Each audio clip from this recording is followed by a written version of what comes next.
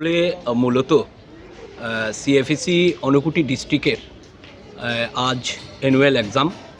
আমাদের পেচারতল এলাকার সর্বমোট 5টি বিদ্যালয়ের ছাত্রছাত্রীদের সমন্বয়ে আজকের এক্সামিনেশন, অ্যানুয়াল এক্সামিনেশন। আমি স্কুলগুলোর নাম বলছি: united art school, Purabi art centre, Barnamala art centre, Udayan art school, Ramdhanu art school. এই পাঁচটি স্কুলের সর্বমোট 450 জন ছাত্রছাত্রী আজকের এই অ্যানুয়াল এক্সামিনেশন দিচ্ছে।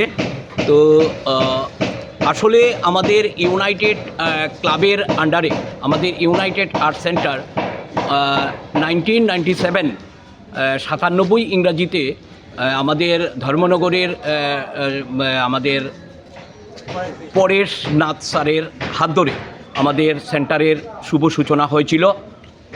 3 জন ছাত্রকে দিয়েই প্রথম আমরা ইউনাইটেড আর্ট সেন্টারের উদ্বোধন করেছিলাম। জেনে অত্যন্ত আনন্দ বোধ করছি, বর্তমানে ইউনাইটেড আর্ট সেন্টারের সর্বমোট ছাত্র সংখ্যা 2 শতাধিকের উপরে। তো আসলে আমি আপনাদের মাধ্যমে এই এলাকার শুভ বুদ্ধিসম্পন্ন সুনাগরিকদের এটাই বলতে চাই যে আর্ট এমন একটা কলা যার মাধ্যমে ছাত্রছাত্রীদের সৃজনশীল বিকাশ ঘটে এবং বর্তমান শিক্ষা ব্যবস্থার অপরিহার্য অঙ্গ হলো আর্ট। তো আমি আপনাদের মাধ্যমে এটাই জানান দিতে চাইছি এই এলাকার শুভ বুদ্ধিসম্পন্ন সুনাগরিকদের যে সকলেই যেন ওনাদের ছেলেমেয়েদের আর্ট সেন্টারে অ্যাডমিশন করান।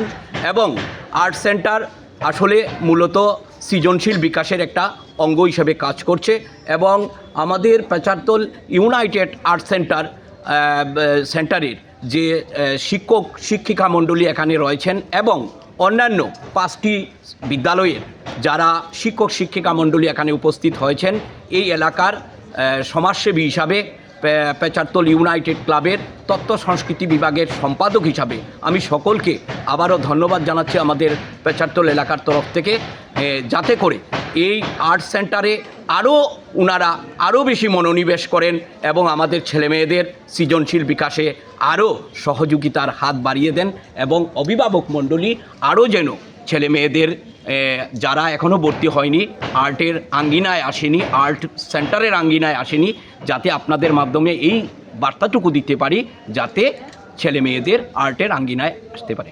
ধন্যবাদ।